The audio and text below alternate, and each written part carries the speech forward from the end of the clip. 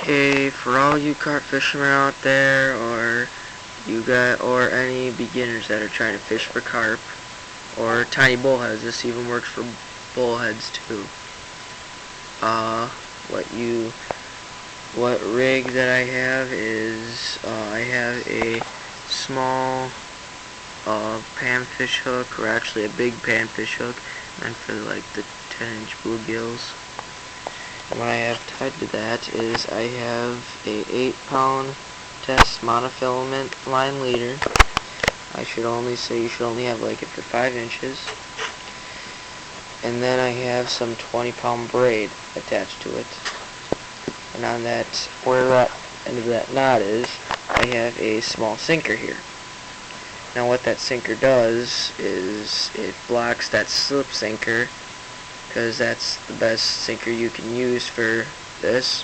It'll block that slip sinker, and it's going to prevent it from going through the 8-pound test, or through the knot, and going to the hook.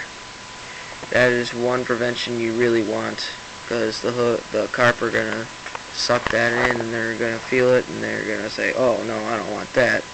So, and then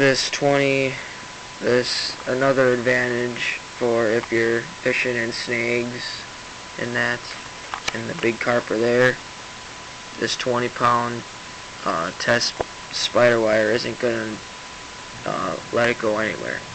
So, yeah, here's how it is.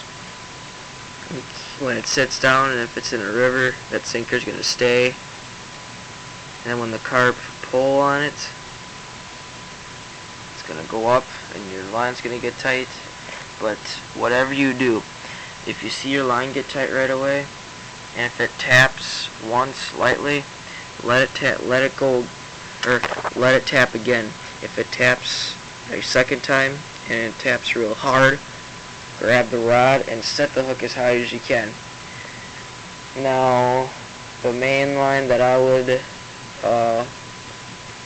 would want to use, which I do have, is some 17-pound test trilene line. That's the sorry about that. That's the only line that you really need if you're fishing for like the 40-pound carp. Because here's another tip for you. When you set the hook on the carp, let them run. But don't let them run into snags. Because if you let them run into snags, you're not going to have them on much longer.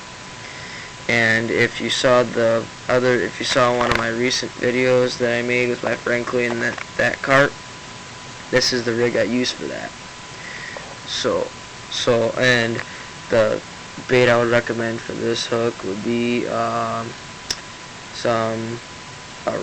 two red worms, or trout worms, whatever you like to call them,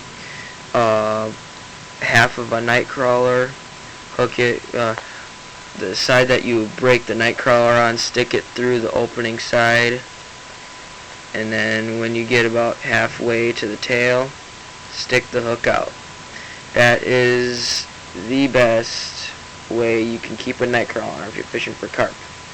And you can also have some corn, some fish eggs, whatever that carp and bullheads really like. What I use for bullheads now is I use anything that has a strong scent. So from corn to, what should I say, rotted minnows. So, well, I hope this helps, and yeah, see ya.